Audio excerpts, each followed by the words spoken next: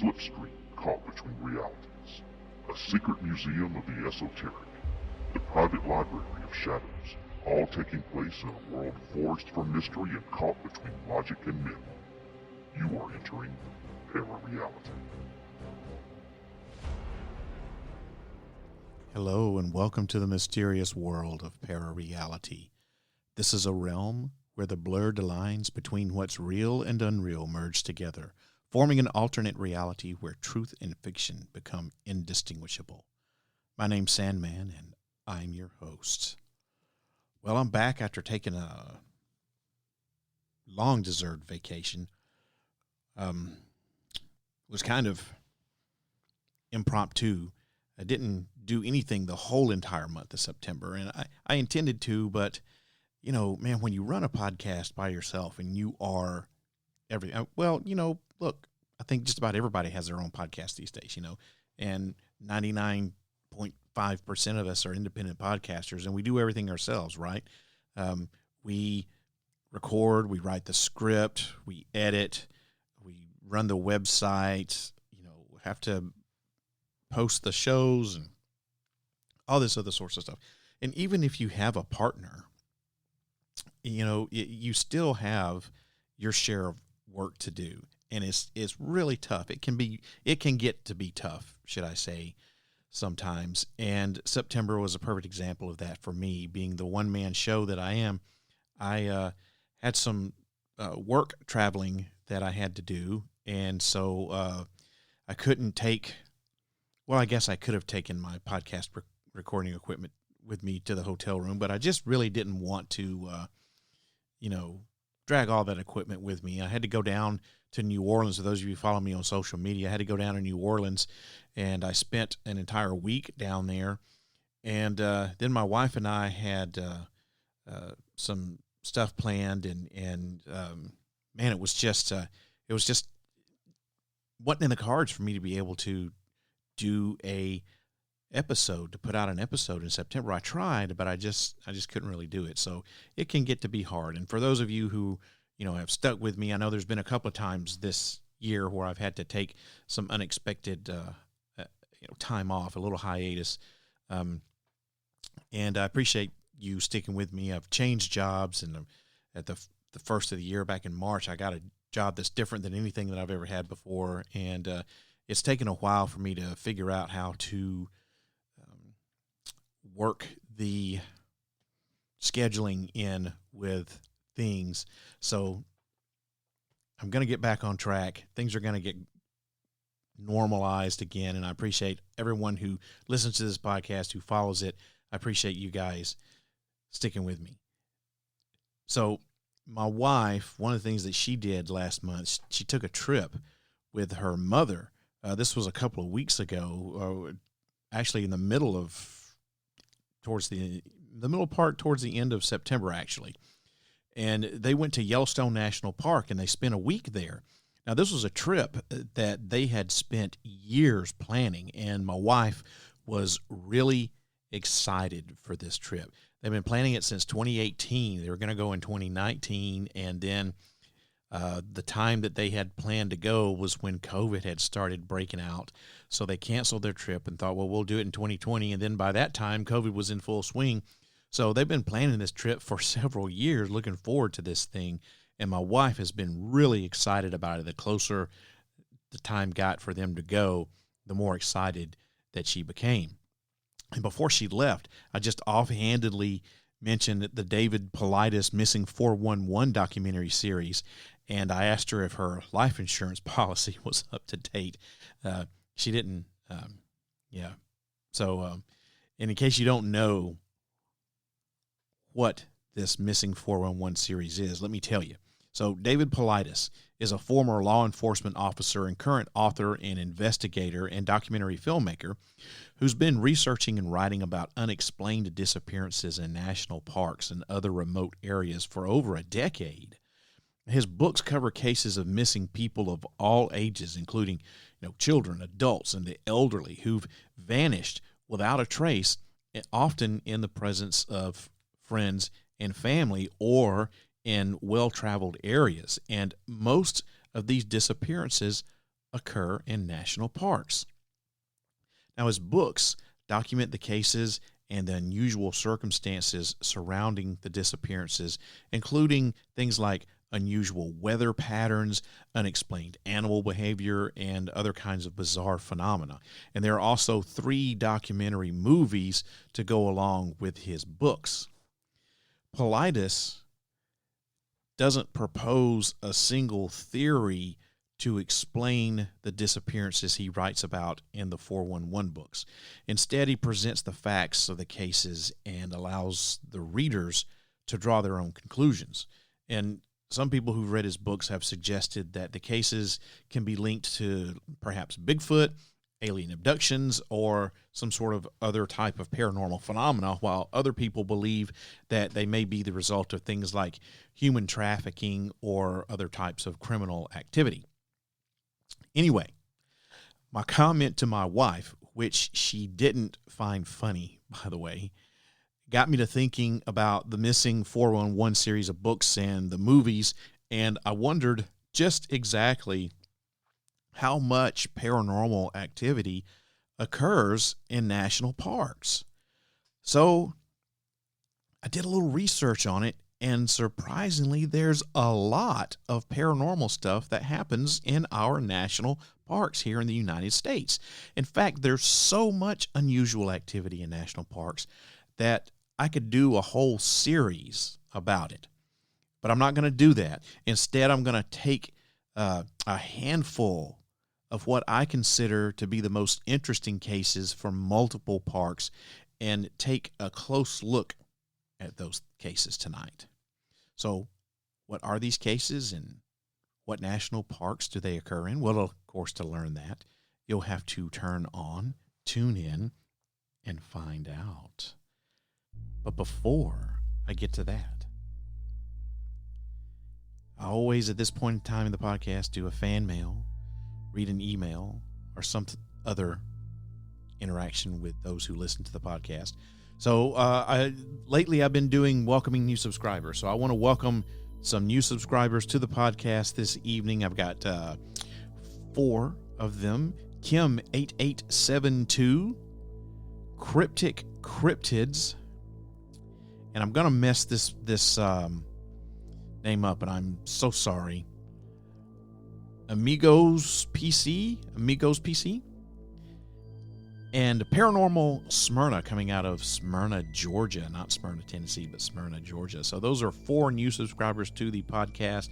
Thank you guys for subscribing and for tuning in and finding out, listening to ParaReality. I really appreciate it. And if you guys are listening to this podcast maybe for the first time or for the second time or for however many times it's been and you haven't subscribed, hit that subscribe button. I want you to smash the subscribe button on whatever podcast app it is that you're listening to. Apple Podcast, Google Podcast, whatever it is that you're listening to. I would greatly appreciate it. You guys are the reason that I do this, and you guys are what helps the podcast grow and gain new listeners out there. So thank you to Kim8872, Cryptic Cryptids, Amigos PC, and Paranormal Smyrna for subscribing. And like I said, guys, if you haven't subscribed to ParaReality, please smash that subscribe button on whatever podcast app or podcast platform you're listening to. Thanks a lot.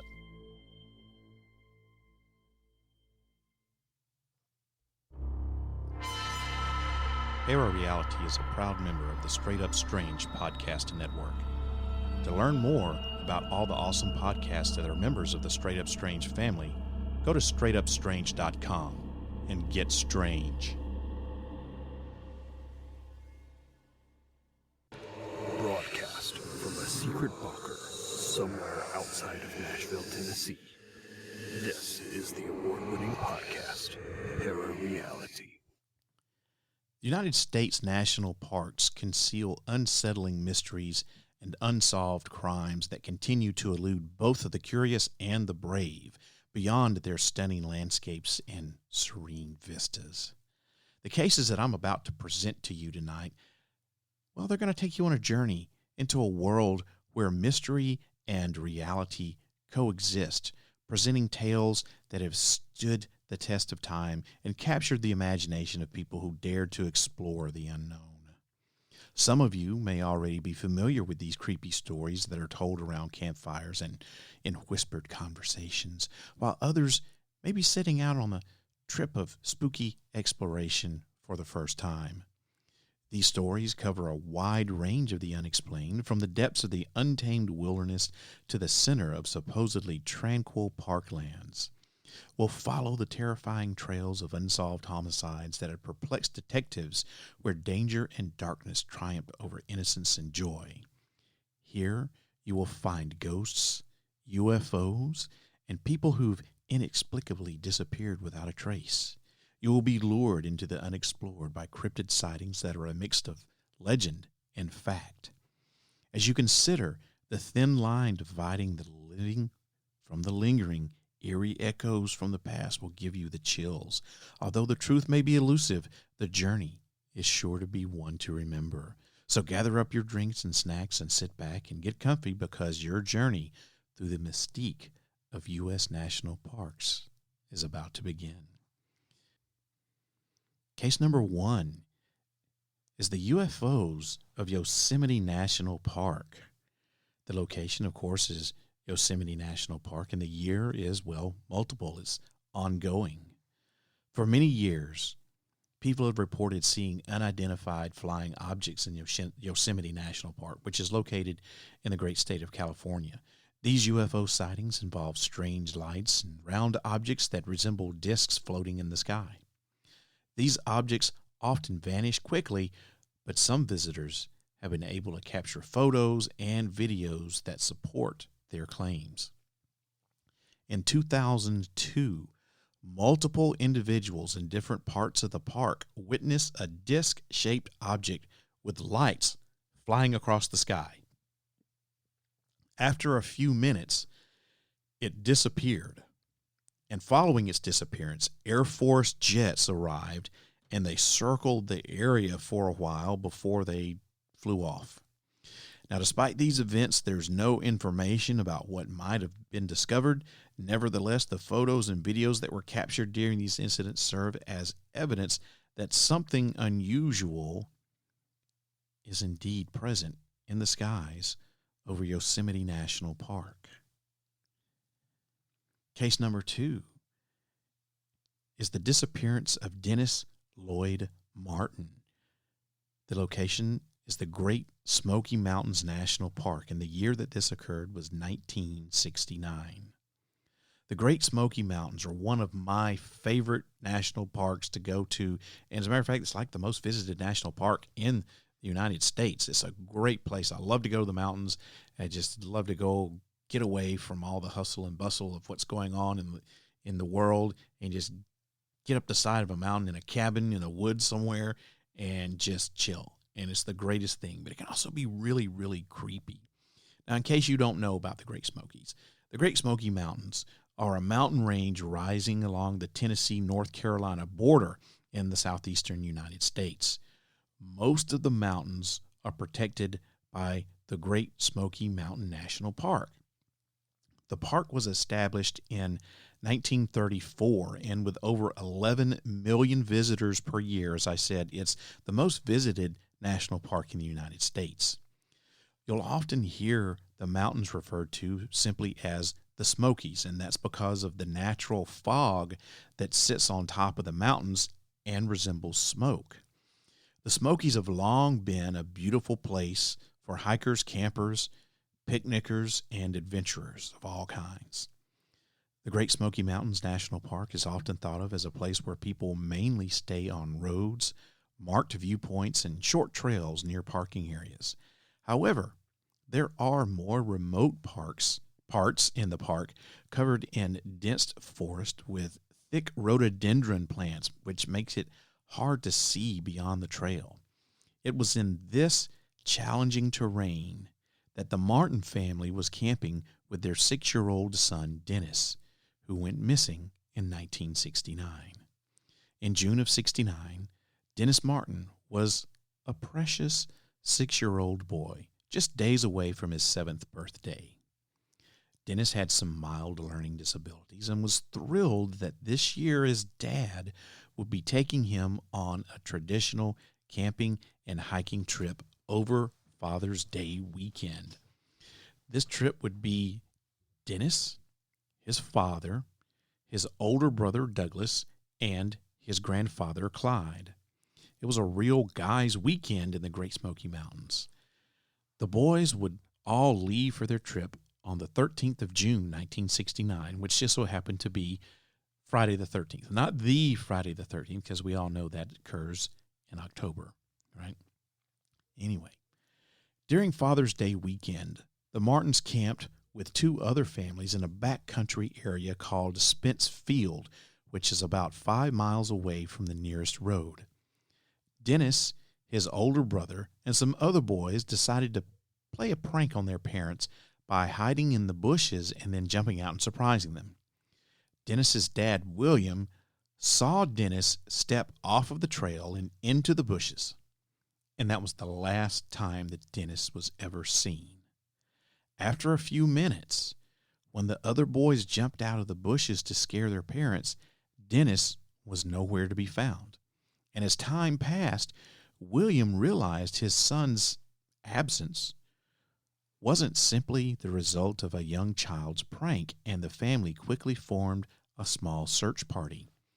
William tried retracing Dennis's steps, running 1 mile along the little bald trail, as the trail was called, and shouting Dennis's name, Dennis, Dennis, before he turned around and came back. Upon learning Dennis was still missing, William ran down the remaining trail to Russell Field, hoping Dennis got turned around and walked to the wrong area. And the family searched for more than 5 miles, with multiple hikers and other people coming to their aid. The family searched for him for 4 hours before going to a ranger station to seek help. A massive search effort began, involving over 1,000 people, but they couldn't find any trace of the missing little boy. Unfortunately, severe storms halted initial searches for Dennis. Thunder and lightning ravaged the Smoky Mountains the night after 6-year-old Dennis vanished. The rain, mist, and fog lingered on into June 17th, turning trails into mud pits and creeks into raging rivers. The surroundings became so hazardous that the Green Berets were called in to navigate the rain-drenched terrain. Nearly 3 inches of rain had accumulated during the rainfall, and it washed out roads and flooded trails, and the conditions forced Dennis's family into shelter and stalled the rangers from joining the search until early afternoon the following day. Even helicopters were grounded because the rain and the fog were so bad. It was a devastating development in such a crucial period of the search. You gotta start quick, and you need to find them quick, and any type of delay, of course, as you know, you can assume is bad. And not only did the weather stall the search party, it also threatened to cover any traces that Dennis might have left behind. Now, determined to withstand conditions as long as they could, the Martin family left the safety of their shelter to continue looking, but harsh winds had likely drowned out their voices, maybe preventing their calls from reaching Dennis's ears and preventing them from hearing him in return as well. The flooding also threatened to wash away any footprints that he might have left behind or any other signs that trackers could use to pinpoint his location. When the search was able to start in earnest, the inclement weather made a thorough search effectively impossible. Now, during their investigation, on June 18th to be exact, searchers found a set of footprints that was 1 shoe on and 1 shoe off, and these footprints headed south from Spencer Field. Now, considering Dennis's brother and cousins had initially headed south while attempting to scare their parents, this may have been a sign that Dennis turned around to try to follow them. The footprints ended at the edge of a creek which would have quickly swelled in the storms and the rainfall, right? So if the prints did indeed belong to Dennis, did they point to him falling into the stream, being carried off? While this seems like a definite possibility, and it was a hopeful discovery after all, after investigators made casts of the prints and took them back to the Martin family, it was determined that the shoes were too big to have belonged to Dennis. So we don't know who those footprints actually belonged to, or if that other person was in trouble. Why did they have one shoe on, one shoe off? Nothing was ever followed up on as far as I know with that. Now, this search for Dennis Martin remains the biggest one ever conducted in the Great Smoky Mountains National Park, and it changed how national parks handle search operations. Now, when someone goes missing in a park, experienced trackers are sent in first, and larger search parties are brought in later, because it's understood now that a large number of inexperienced searchers can unintentionally hinder efforts and maybe even destroy any traces of tracks or indications of where the person could have gone. So Dennis has never been found, and the last time anyone saw him was when his dad saw him jump off of the trail into the bushes that fateful day. Now, the FBI didn't suspect foul play in Dennis Martin's case, and despite some initial false reports that gave the family some hope, none of them led to any type of resolution. Early in the investigation, a witness reported hearing a child scream and seeing a strange man drive away in a white Chevy, but this was considered unrelated because it happened too far from where Dennis was last seen. And then in the 1980s, so you jump forward almost 20 years, there was a hiker who was looking for ginseng who reported finding a child's skeleton about 10 miles from Spence Field. But when park rangers looked into it, they did not find anything. So did they go to the wrong place? Was this a hoax?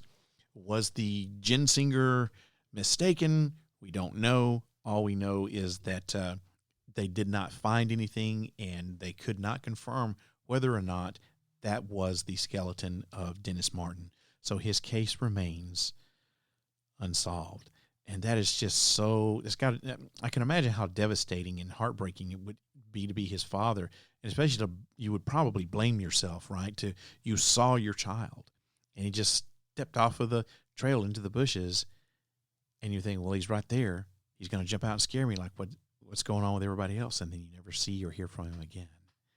And you just know that poor little Dennis didn't survive long out in the Smokies.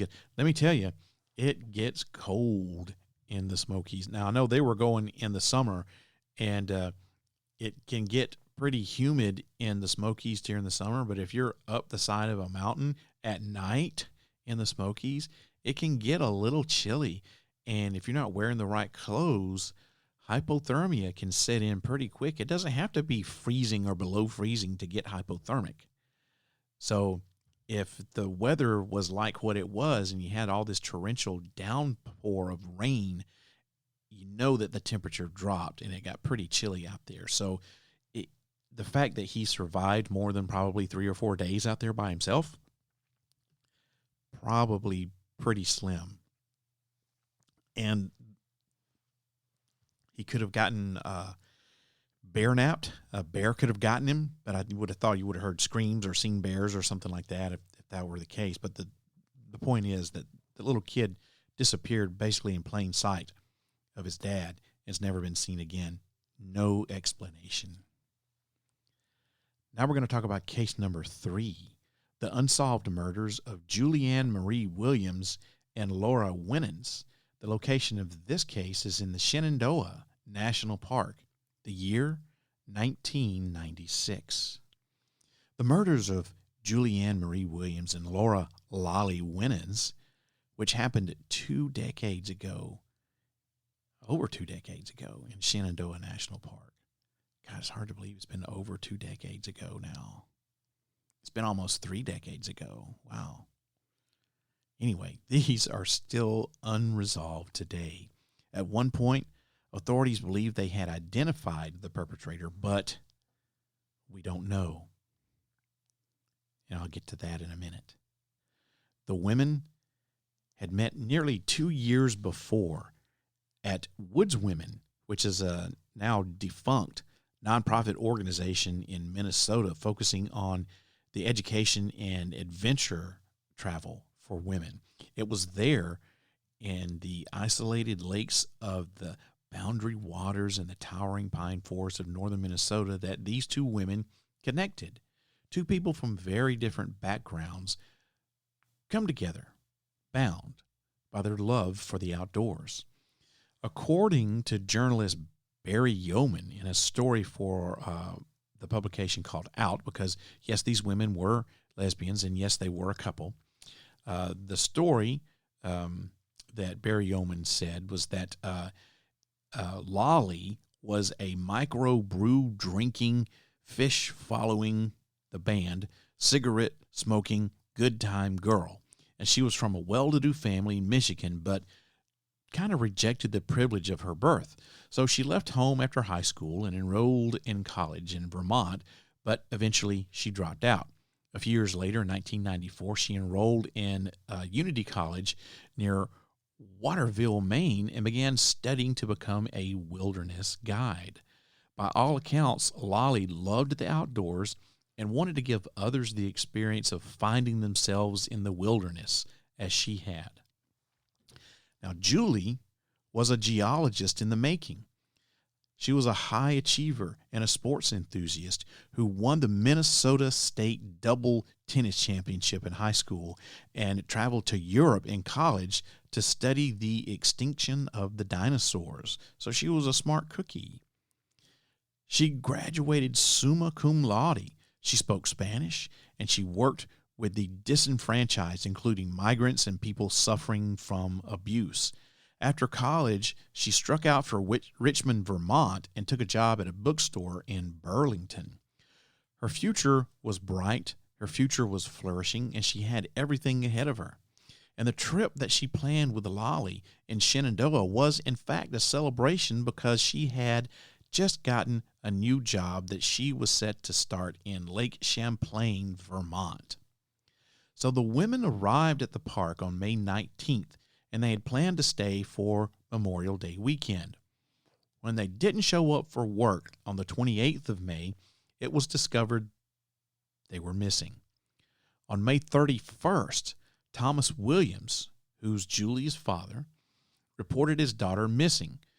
Park rangers started a search and located Julie and Lolly's car just north of Skyland Lodge. On June 1st, their bodies were found at their campsite on Bridle Trail, which is a part of the horse trail system that runs from Big Meadows to Skyland. They were both bound with duct tape and had their mouths covered. Both were naked, and their throats had been slashed.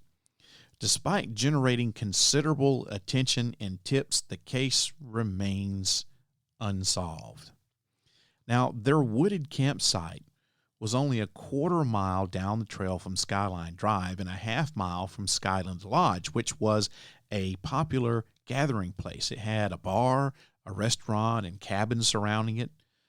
It was the weekend after Memorial Day, and the lodge, if you think about it, was probably packed with people, hikers, tourists, stuff like that. You know, all of them itching to get a jump start on their summer. So it's hard to believe that within a 10-minute hike from this popular location, two women could be bound and gagged and have their throats slashed, and their killer could just disappear without a trace. But sometime after May 24th, 1996, the date that Julie and Lolly were last seen, that's exactly what happened. It also seems nearly impossible that two bodies could lay undiscovered in such a popular part of the park on a busy holiday weekend. But one of the backcountry regulations at that time was that backpackers had to camp away from the designated trails, fire roads, and developed areas. Now, why that is, I don't know.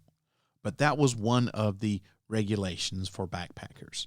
And Bridle Trail wasn't a heavily used or heavily traveled trail at all. And they were just following the backcountry regulations at the time, which required them to be out of sight. Now, they had a camera, and they had taken some pictures, and they were the authorities were able to get the camera and develop some of the pictures, and the photos or the pictures gave a glimpse into the last few days of Julie and Lolly's lives. The women arrived in Shenandoah National Park on the 19th of May, 1996, and launched off into the woods on the White Oak Canyon Trail. They emerged again a few days later because it was raining, and at some point they hitched a ride with a park ranger and renewed their camping permit before setting back out again. They climbed the highest mountain in Shenandoah called Hawksbill, before making their camp that night in what they considered to be probably an idyllic spot next to a stream near the Appalachian Trail. And at some point shortly thereafter, Julie and Lolly's lives violently ended. A year later, a man named Daryl David Rice was arrested and convicted of stalking and assaulting a woman biking on Skyline Drive near Shenandoah National Park. Her name was Yvonne Malbasha, and she was a tourist from Canada. Surveillance cameras placed him entering and leaving the park around the time of the murders. He was indicted in 2002 based on information from an inmate who claimed that Rice spoke of killing a woman in the park. However, charges against him were dropped 2 years later due to lack of evidence. One potential witness identified Rice from a lineup picture, but he only could do so with about 65 to 70% certainty. Another witness reported seeing a strange man while camping in the park, but provided uncertain details. Now, there was a male hair that was found on some of the duct tape that was used to bind the women, and DNA testing was able to be done on it. But guess what? The DNA did not match Rice's DNA. So, looks like he wasn't the killer after all. Despite this, U.S. Attorney Thomas Bondurant, can't pronounce his name, he still considered Rice a suspect. We still don't know who killed these two women. Was it Rice? Evidence says not. Maybe he had help. Maybe he didn't. We'll probably never know. So we're 3 cases in. And what's some of the common denominators? Besides looking at, if you take the UFO case of Yosemite, I didn't really spend a lot of time on that, okay? But UFOs in Yosemite are seen all the time, all types of weather. But the 2 cases of the disappearance of Dennis Lloyd and the murder of the 2 women, Julie Ann Marie Williams and Laura Winnis, what do those have in common? Well, both happened around a holiday. Both happened very, very short distances off of a main trail, or that was very close to a lot of other people, and it was raining. So we're sensing a pattern here, one that David Paulides has picked up on a long, long time ago. Now we move on to case number 4, the ghost of Mammoth Cave. This is in the Mammoth Cave National Park, and the year, of course, is ongoing because it happens year-round. The caverns in Mammoth Cave National Park have had more than 150 reported paranormal incidents, leading to claims that it's the most haunted natural site globally. Park rangers have witnessed ghostly figures resembling guides who led cave tours before the Civil War. One common sighting is of a man named Stephen Bishop, a former slave and renowned cave explorer who's buried near the cave. In the 1800s, Mammoth Cave was briefly used as a hospital for tuberculosis patients. The remains of cabins where these patients stayed can still be seen. Outside one cabin is a stone slab where the bodies of deceased patients were placed before they were carted off for burial.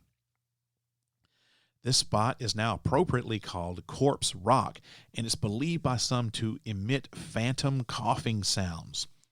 As the longest cave system in the world, there's plenty to explore at Mammoth Cave. There's also a long and fascinating history that lends to some creepy stories and some say paranormal activity within this cave system. There are many spirits that are said to reside in Mammoth Cave. One of the most interesting of these spirits is a lady by the name of Melissa. A letter was discovered that indicated that she lived near the cave for quite some time. And this occurred in the mid-1800s. And as it's told, as the story goes, Melissa fell in love with some man whose name was Mr. Beverly. Now, Mr. Beverly was her quote-unquote tutor. I don't know what in, but he was tutoring her, I use my air quotes, in something. Sounded like he was tutoring her maybe in sex. I don't know. Or maybe love. Unfortunately, though, he did not feel the same way that she did. She was in love with this dude. He wasn't. Maybe he wasn't leading her on. Maybe he was using her for sex. We don't know. But he did not return her feelings of love. But instead, he was in love with her neighbor and friend. And it's believed that she intentionally led Mr. Beverly on a tour of Mammoth Cave and then left his ass in there to die because he wasn't familiar with the passageways. He couldn't find his way out. She obviously had been in the cave a lot. She led him, let me take you on a tour, got his ass in there way deep in the cave system. It was like, look over there, and turned around and ran off or something. So he couldn't find his way out and naturally just he died.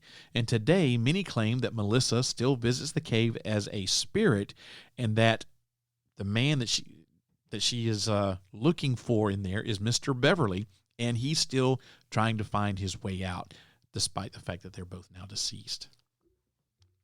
Another spirit that's seen in the cave is the spirit of a man named Floyd Collins. This man was an avid explorer in life, and it's said that he ventured into the magnificent cave system by himself one day for whatever reason, and oops, some rocks fell on him, left him trapped. And he was found. He was still alive. He was found by some friends, but they couldn't rescue him. They couldn't get all the rocks out of the area because they were too big, too heavy, and they couldn't rescue him. And as time progressed, the cave collapsed in on him a little bit more, and this new cave-in was eventually what killed him. And today it's said that his spirit still resides within the passageways of the cave trying to get out. Now, I've been to Mammoth Cave when I was a kid. I don't remember experiencing any type of paranormal activity or anything like that, but I don't even know how old, or should I say young, I was, but I was really, really young. And I don't really remember too much of that trip. So we have 4 cases, 2 of which are very, very hella mysterious.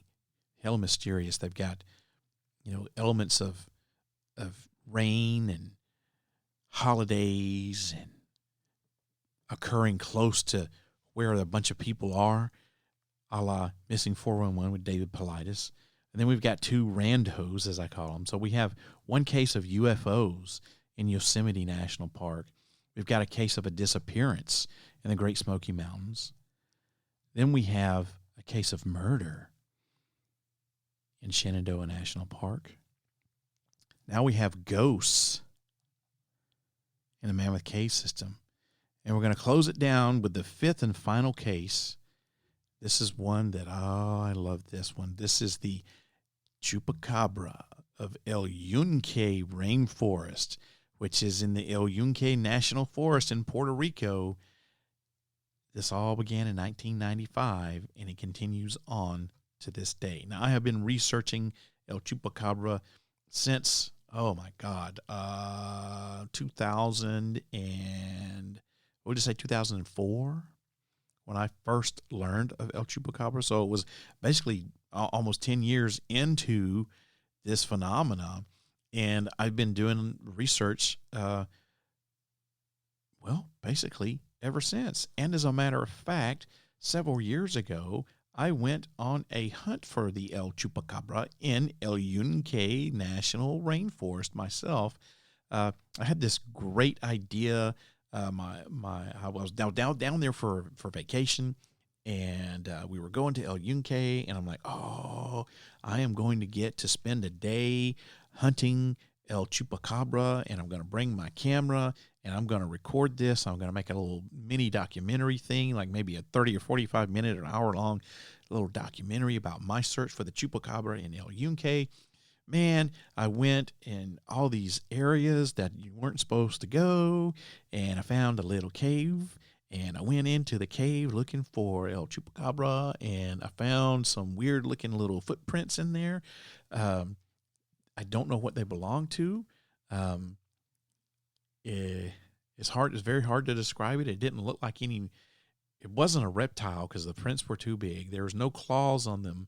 But it was really, really weird. I wasn't expecting to find anything. I'll be totally 100% honest with you.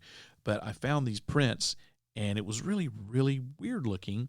And I got it on video, and wouldn't you know it, unfortunately for me, I had a HD video camera, and everything was recording to the hard drive on the camera.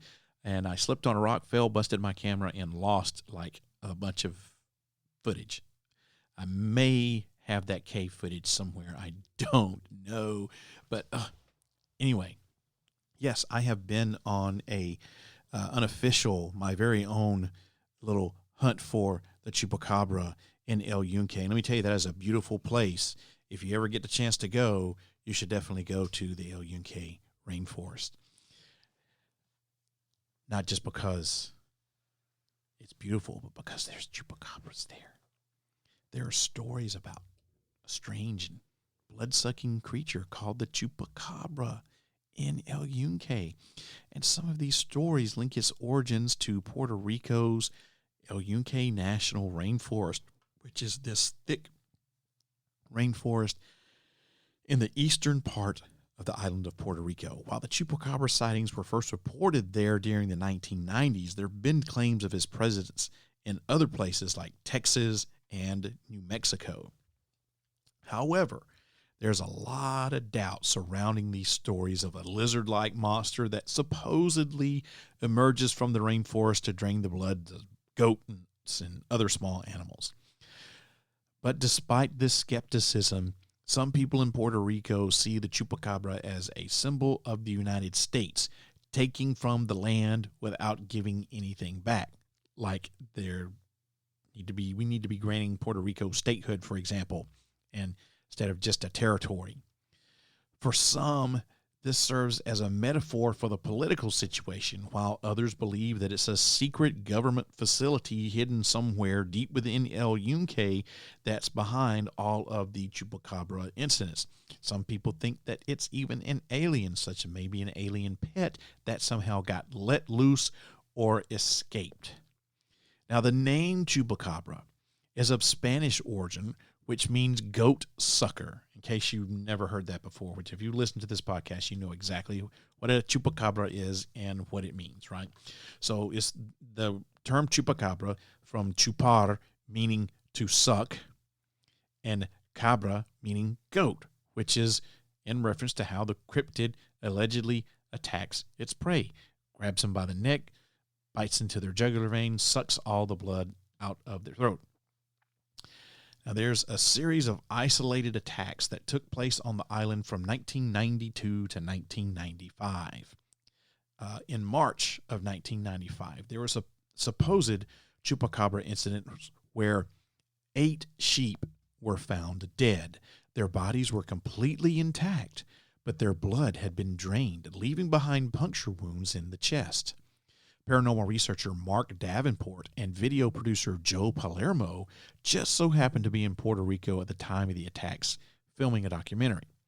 So they described the animal deaths as a continuous daily event that went on for a while. Now you move ahead to 5 months in the future, and there was another event, this time with more bloodshed. In August of 1995, as many as 150 farm animals and pets were killed by a predator around the Puerto Rican town of Canovanas. Just like the sheep from the incident in March, the animals were said to have been drained of blood through small puncture wounds. Interestingly, in each of the cases, local veterinarians said the cause of death was due to puncture wounds under the right side of the neck. The wounds were about the diameter of a drinking straw and 3 to 4 inches in length. There are no known photographs of the chupacabra. Many supposed images of the cryptid have turned out to be nothing more than disease-ridden coyotes.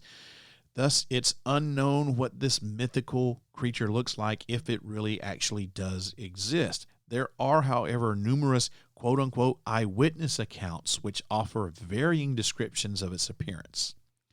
The chupacabra of Puerto Rico was described by many of the eyewitnesses as standing on 2 legs.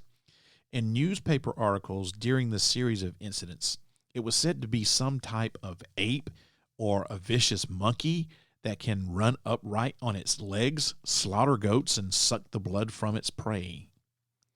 A soundbite from an Associated Press video at the time said, and I quote, "There are 2 big animals as big as a man. I saw them from afar. They looked like big apes, like a mandrill, but I couldn't distinguish their features." The quote-unquote typical description of a chupacabra sighting today seems to be more in line with a reptile or even resembling some sort of alien creature. Most of the claimed eyewitnesses have described a beast with a gray oval head, lizard-like skin, and measuring somewhere between 3 and 4 feet tall. People tend to say that it resembles something like a kangaroo that's able to hop around on its hind legs, and it's said to have large red eyes, fangs, and a forked tongue, as well as sharp quills running down its back. Now, this is the Puerto Rican chupacabra. There are a number of theories regarding the origin of this thing, this chupacabra. Some of the more outlandish claims suggest that the creature is a modified vampire bat or an extraterrestrial pet that was brought to Earth by aliens, as I've already said. A few reports have indicated that there are 3 puncture wounds left on the animal victims of the chupacabra, which would be unusual because carnivores generally have 2 fangs and not 3. Another theory purports that the chupacabra is part of some top secret government experiment in El Yunque. Now, as I mentioned earlier, the town of Canovanas, about it. So it's only a few miles away from the border of El Yunque, and it's the only tropical rainforest within the United States, okay? It's 28,000 acres, 43, almost 44 square miles in size. And the majority of the first chupacabra sightings and animal attacks are said to have taken place right there in and around the town of Canovanas, which is right next door to El Yunque, which says this, which some people say there is a secret government base deep in El Yunque. Now, Puerto Rico is, believe it or not, we were talking about people describing them as being like apes or monkeys. Not making this up, this is true. Puerto Rico is home to a large population of rhesus monkeys. Now, you can take a wild guess and say these are not native to Puerto Rico, okay? One thing about them, though, is that they do stand up on their hind legs, okay? So how did they get there? Well, these rhesus monkeys were brought to the island for research back in the 1930s, and several dozen managed to escape. So now there's a breeding population of rhesus monkeys in Puerto Rico. And where would you expect them to be except for El Yunque rainforest, right? Now, when I was there, did not see any rhesus monkeys or anything that even resembled a monkey. Although, the track or print or whatever it was I found in that cave that I went into, could it have been from a rhesus monkey? I don't know what it was from. It didn't look like toes. But I digress. So, anyway, had several dozen rhesus monkeys that escaped in the 1930s. Now you got a whole entire breeding population of rhesus monkeys in Puerto Rico. Now, there are skeptics who contend that these incidents are nothing more than attacks from ordinary animals like wild dogs or coyotes. The animals go for their victim's neck, and their teeth leave wounds resembling vampire bite marks. Instead of tearing up the carcass, they simply bite the neck of the prey, leaving it to die. One of the things that is unusual that kind of negates that is that there's not blood left with these carcasses. Or if there is blood, there's very little blood from where you would think that there should be a lot. And most of the carcasses, if not all of them, are drained or almost drained completely dry of blood. So that kind of takes that theory and throws it out the window. Now, there is a biologist, Barry O'Connor from the University of Michigan, who believes that the chupacabra is nothing more than coyotes with severe cases of Scartoptus scabiei, or the itch mite, the mange. So what happens is it's the mites that get into on the animal. They burrow down into the roots of the hair. The animal loses its hair when the mites burrow down into the skin, and it causes the skin to become thickened and ugly. They itch. Their faces swell up. Their teeth look more fang-like in appearance, and they're weakened by this infection, and they may be more prone to attack livestock because it's a little bit easier of a prey. So that is one explanation, and I'm sure some of the chupacabra cases can be explained by this very thing. However, there appears to be two completely different versions of the chupacabra. One Latin, distinctly, and one distinctly pretty much American. The two are completely different in appearance, which begs the question, are they even the same creature? Maybe the American version is a mutated strain or some sort of cousin to the Puerto Rican one.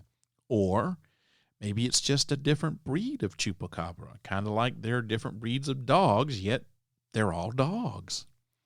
So if the Puerto Rican description of the chupacabra is that it's a reptile-like creature, and it's said to have leathery or scaly, greenish, gray skin and sharp spines or quills running down its back.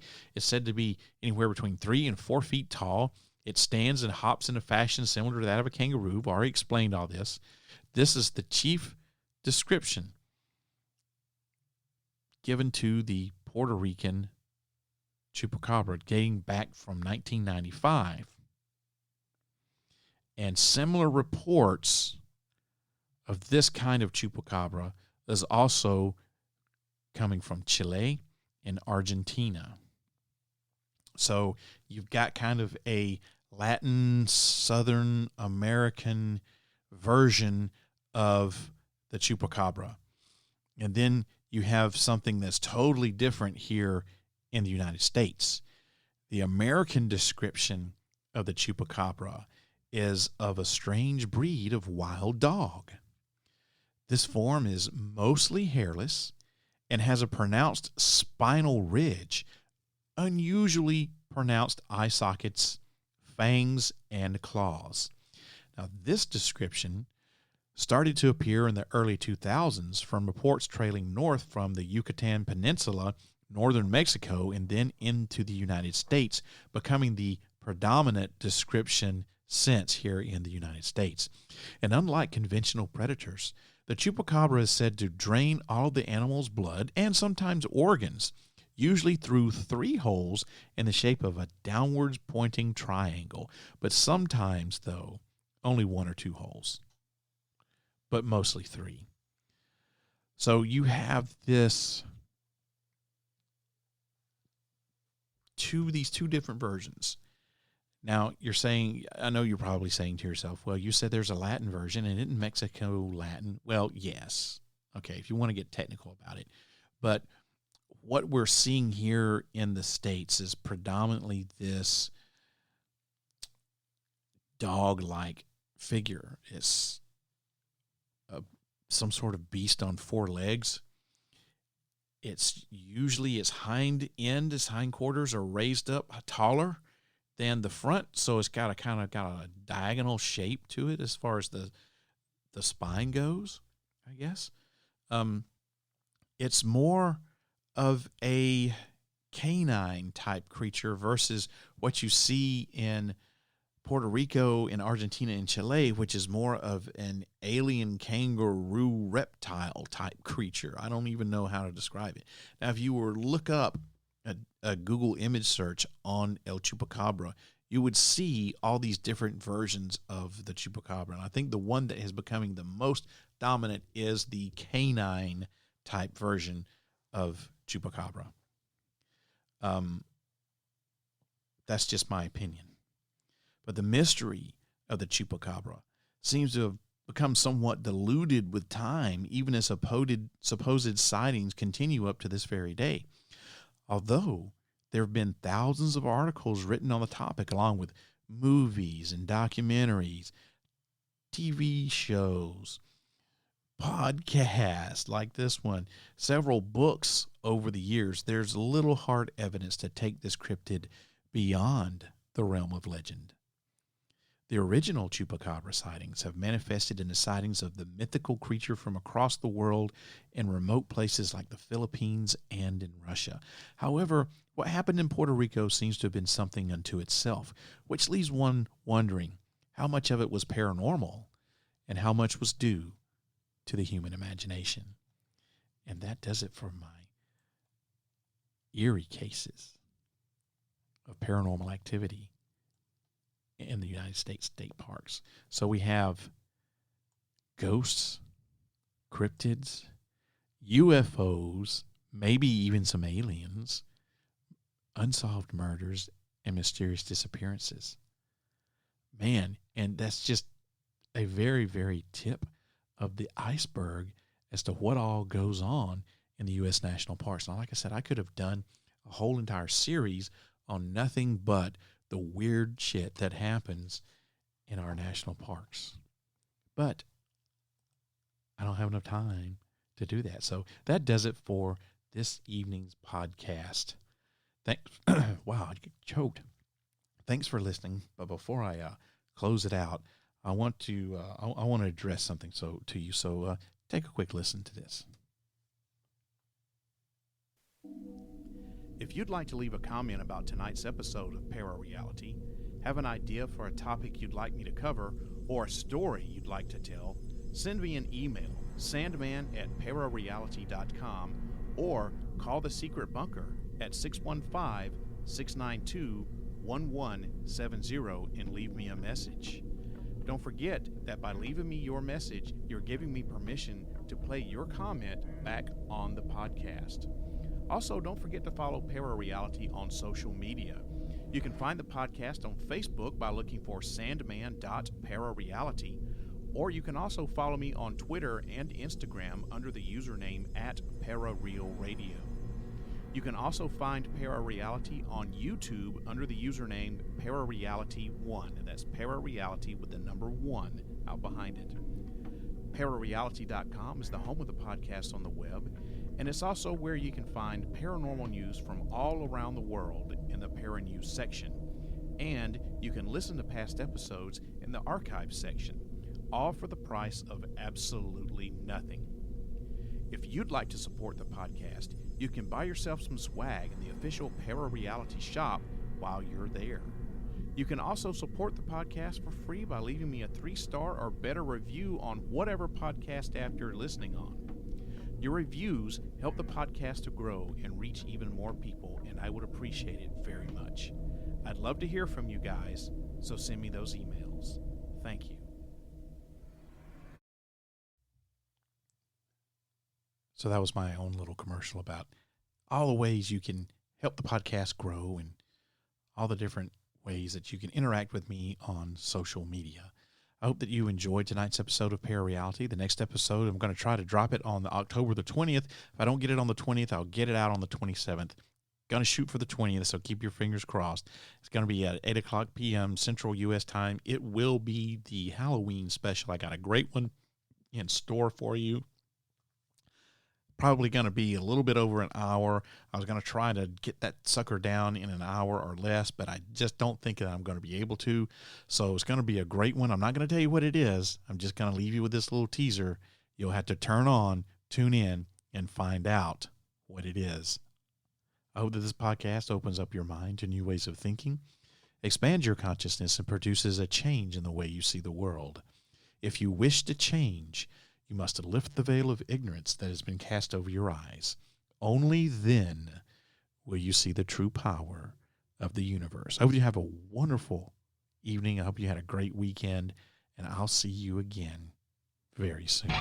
If you wish to change, you must first lift the veil of ignorance that has been cast over your eyes. Only then will you see the true power of the universe.